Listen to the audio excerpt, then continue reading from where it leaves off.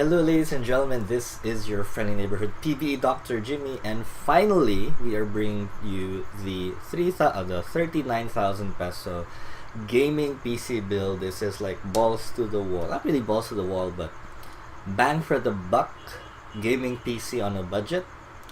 Because a lot of people believe that if you want to buy a very powerful gaming PC, you will need at least 50,000, but I'm going to shave off about 11,000 off that, so you don't break the bank.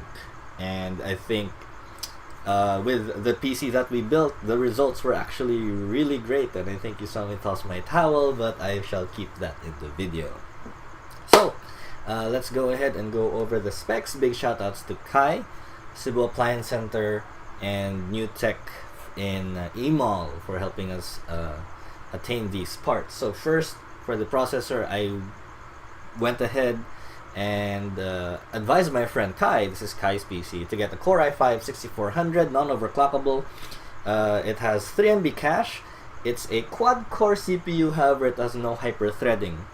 We would decide to go quad-core for this build because with the recent games, the latest games coming out, we've seen in the benchmarks that quad-core is the way to go. It does make a significant difference. There are some of the high-end AAA games that do not run on dual-core. So we went for a quad-core, a pure quad-core. This has a 2.7 GHz base clock and boosts all the way up to 3.3 GHz, which is pretty decent. And in case you guys don't have the budget for a video card right away, you can actually be very happy with the built-in graphics that that the new generation, the Skylake processors have, which is HD 350 graphics. It's really good. My friend Brian, Chuck Baniel, did some benchmarks, and it actually outperformed some of the entry-level cards from a couple generations back. So yeah, definitely, if you're building a whole new PC, Skylake is one of the best ways to go. And for our motherboard, initially, I was thinking of getting a bare bones H110 motherboard. However, it only supports DDR3. So, keeping up with the spirit of newness, or getting the latest stuff, we went ahead and got the MSi B150 Bazooka motherboard. This is an M80X board, so meaning it's smaller than your average bear. Hey, it's actually smaller than your average motherboard. However, it does do its thing. You sacrifice features like SLI or Crossfire and a bigger board for a slightly lower price. But this does support DDR4 RAM. It has 4 DIMM slots it supports up to 64 gigs max. So and of course it runs in dual channel, so it's really great. It has one single PCIe 16X slot. It's of course 3.0. It has 2 PCIe times 1, and it also supports SATA Express. If you have it supports the much faster transfer speeds than SATA 3. But in case you don't have a SATA Express storage drive, then it does have 6 SATA 3 6GB slots. It has a USB 3 and USB 2, which is really great. And for the i5, we got it for 9,000 pesos. For the motherboard, we got it for 5,250. This is from NuTech. Now for the RAM, we went ahead and got the Team Dark Series RAM. It's 4 gigs times 2, so that's 8 gigs of, get this, 2666 megahertz DDR4 RAM. Okay. From our friends over at Cebu Appliance Center for 3,500 pesos. And one of the cool things about this particular brand, like one of my favorite brands, G-Skill, which I also believe, they have a lifetime warranty. So if your RAM, something goes wrong with your RAM, you can have it, you have a lifetime warranty, so you can get your RAM back, no problem. Pretty cool. And for our storage drive, we went ahead and got an SSD. We got an SSD. This is from Samsung. It's a Samsung 850 EVO. We only got a 120 gig model because we're on a budget, and we only plan to put the operating system in this. So SSD, faster loading times, faster read times, faster transfer speeds, faster, faster everything. But Jimmy, why not put games in it? Well, you only have like 120 gigs, and loading times when putting games on SSDs and hard drives aren't really that significant. It's about like a 10-15% difference in loading time, so doesn't really matter right now. So we got this for 3,500 from our friends over at Cebu Appliance Center. For our storage drive, we went ahead and got a 1TB Western Digital Blue hard drive. This is we got it for 2,650 pesos, which is really great. Prices of hard drives have been really crashing down like below the 3,000 peso mark, which is really great. And yeah, so that's what we got for storage. For our power supply, we needed a reliable power supply since we're going to be using this for gaming. We can't just get any generic power supply. I highly condemn getting generic power supplies. Get at least an 80 plus certified power supply. So here we got from Corsair. This is the Corsair VS550 watt power supply. It's true rated. It has at least an 85% efficiency, which is really great, which basically means that you get all the voltage, amperage, whatever, you get all the watts, that 85% of the total watts that this thing promises. And the generic power supplies, they don't do that. So don't be fooled by 750 watt generic power supply. Effectively, you're only getting about 350 watts or something, or 400, 500 watts. So this one, yeah, true rated. I highly recommend getting one. And we got this for 2,100 from our friends over at NuTech Emo. For our case, we went ahead and got the Cooler Master M200. This is one of my favorite budget cases. It's really affordable. It's very functional, and it looks pretty nice. Like, it doesn't look like ooh super badass, you know, like the NZXT Phantom or whatever, but it's really a very good and functional case with nice looks. It's nice, elegant, and simple, and all black. So, and we got this for 1,200 from our friends over at NuTech. Thank you so much. And for our video card, I think you saw the unboxing video for this. If you have not, click here so you can see the video. But we got the Zotac GTX 960 4GB amp edition for 12,000 pesos from our friends over at Cebu Appliance Center. This is a fairly good price. The 2GB version is about 9,000, about 3,000 pesos lower. However, with games like GTA 5, Shadow of Mordor, and like the new games coming out, VRAM has become greatly, significant. The more VRAM you have now, the more bells and whistles you can put on your game, like, anti-aliasing, all those AA, FX AA, NX Wawawa AA, and all those AAs. AA barbecue.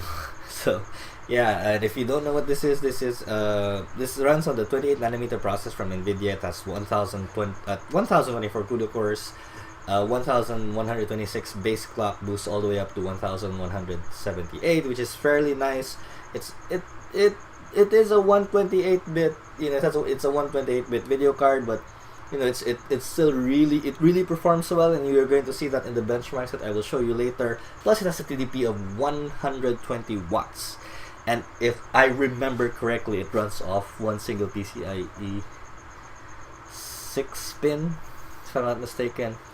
So, yeah. And if we get a grand total of this, it's about 39,000 pesos, which is about 11,000 pesos below the 50,000 peso budget that many people think you would need for a gaming PC.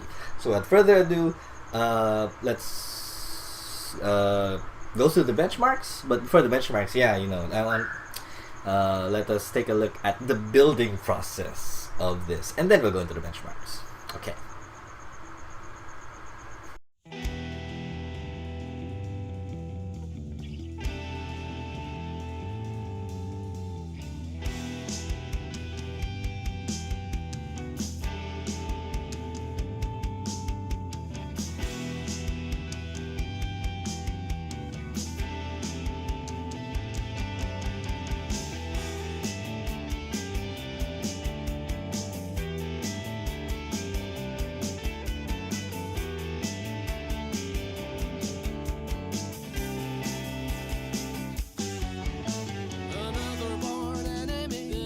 compromise holds a grudge that I cannot take, nor I can summarize. Funny you should ask, so I wouldn't call it sane. It's my 2-pound relationship, a deadly, deadly game. She was a 5'6" on a scale of 1 to 10. Sleeps 24/7, owns a 5110. Living in the past has brought her to her knees, staring at stone cast corners and English. She told me, sorry I got wasted.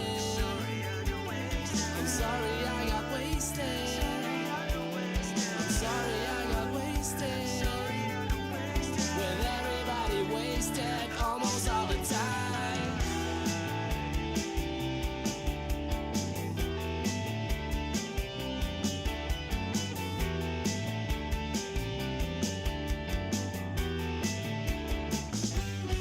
Well, she don't feel left out, nor quite misunderstood. A queen teen celebrity, void of any clue. Seen her today, though I can find the words to say. Still the same since that day, since we parted ways. She was a 5'6" on a scale of 1 to 10. Sleeps 24/7, owns a 5110. Living in the past has brought her to her knees, staring at stone cast corners and English. She told me, sorry I got wasted. I'm sorry I got wasted. I'm sorry I got wasted. With everybody wasted almost all the time.